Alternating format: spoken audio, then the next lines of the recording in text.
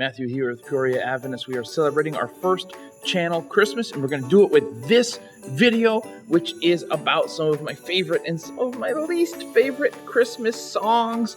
You know who you are.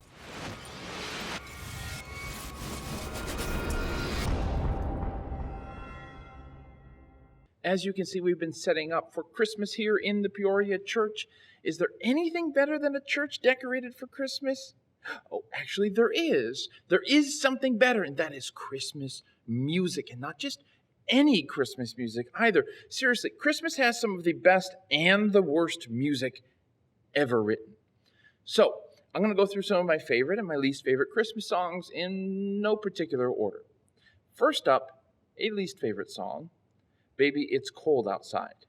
This horse has been beaten to death, so I'm not going to re-beat the horse, but it's a poster child for a song that hasn't aged well. It is not timeless, which to me is key for a great Christmas song, so thumbs down.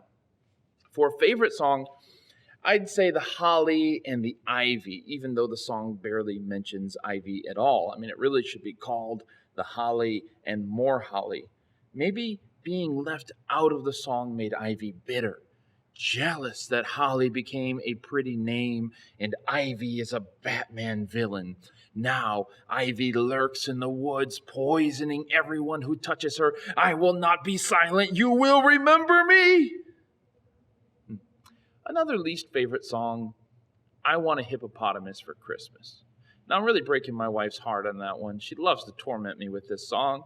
But look, I'm not cold-hearted, okay? The premise of the song is cute. It is totally cute for about 5 seconds. Then it is annoying for the next 3 or 4 minutes. Another favorite song is I Heard the Bells on Christmas Day. And what I love about this song is how strikingly modern the sentiment is, despite being written 150 years ago.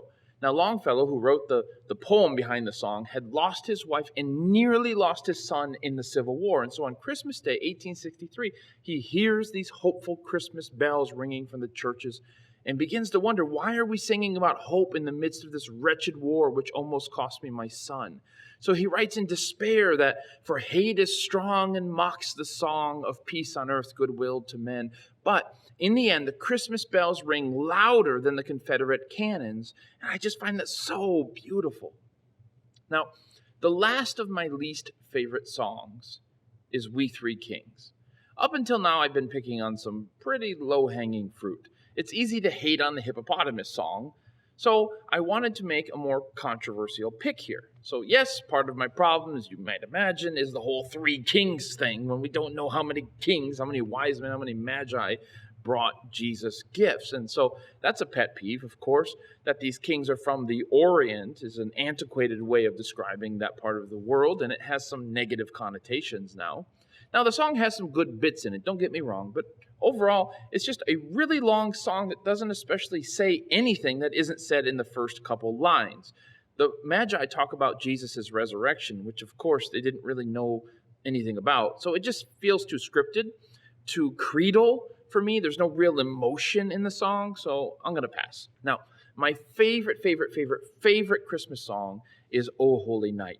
Everything about this song is awesome, especially that it was written by a wine-dealing French agnostic who lost his hand in a childhood accident when a friend accidentally shot him.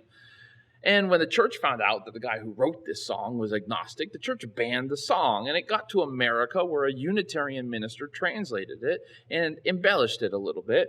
And oh, by the way, the music was composed by a Jew, so team effort.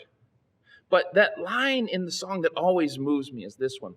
Chains shall he break, for the slave is our brother, and in his name all oppression shall cease. And this reflects some of the original French, but it was really fortified into this radical abolitionist cry in the English version. I mean, imagine sitting here singing these words in 1855, a few years before the Civil War started, and you feel like you're singing something that really mattered, something that might get you in trouble, that if you sing it in the wrong place, somebody might kill you for it, but you sang it anyway.